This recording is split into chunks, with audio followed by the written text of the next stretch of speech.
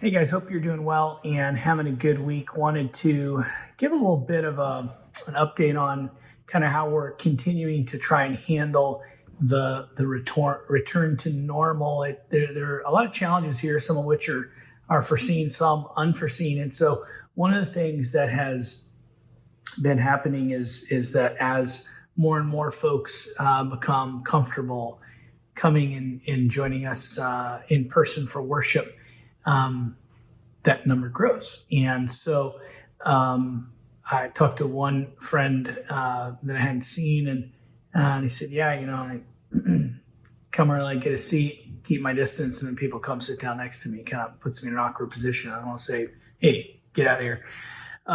So we're trying to think through that. How do we do that? We obviously recognize that there are some who are more concerned personally than others, and different levels of anxiety that people are dealing with. So we want to see everybody, back when things are normal, when they're ready. And there is a degree to which we determine that.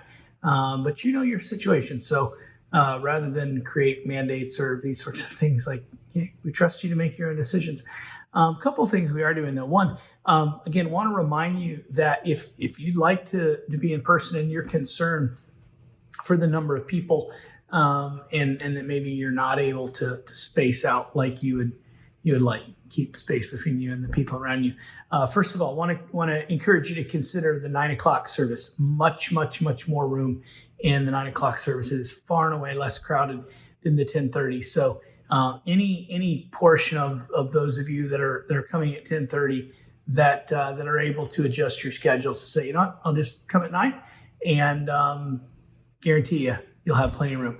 Other things, though, to remember, you do have options. Not only is there the option of remaining at home for the live stream that's on at 10:30, but we do have multiple environments. So not only in our auditorium, we are continuing to set every other row up, but we have the cafe where it's very easy to space.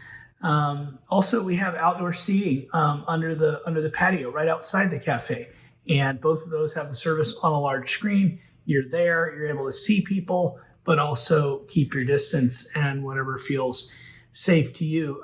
In addition to those, one that we've not used but that has been available the entire time, and we're just kind of reminding you, and we'll have it ready this week in case you decide to, that the Adult 2 classroom, which is in the far corner of our building. That's the class where David Sanders' class meets during the 9:00 hour. During the 10:30 service, that classroom is available. It's a 1,200 square foot classroom, so lots and lots of room for spacing in there. And again, services on a screen. You're here, able to see people, but able to keep distance between yourself and others. So another thing we're going to try this week, just to help us help one another and be considerate, is that if you're wanting to get there early, say, hey, I don't want to sit in a classroom and watch it. I get there early, I get a seat. I feel like that should be good. And we want to honor that. And so what we're going to try this week, we're going to have little pieces of red paper. We're just going to cut up red paper. And when you come in, you can grab a few, take your seat, and then set them, 2 chairs next to you, either side. And that's your way of saying, hey, I'm here and I would like to maintain distance from people. So that way, when people see that, they'll know, and doesn't make you unfriendly or anything like that. You're just being clear what your intentions are. And then that someone doesn't inadvertently come sit down next to you and make you anxious. So that's another thing we're going to try this week. And more than anything, we need everyone's help in terms of doing the things that we have been from the beginning attempting to do, sometimes with more success than others. And that includes, we've taped the sidewalk. When you come in and make your way into the building and to your seat, it's like a keep moving zone. So if we can just keep people from stopping and visiting in the walkway and in the corridor that's going into the room and the main path that people have to walk through to get to a seat. It'd be a big help.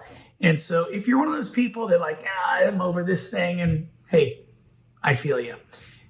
We still need to show consideration for others. And so we're going to just continue to ask you to do that. So regardless of your thoughts on this virus or the inherent danger or hysteria or whatever your thoughts are, we want people to feel safe when they come. And that takes all of us working together.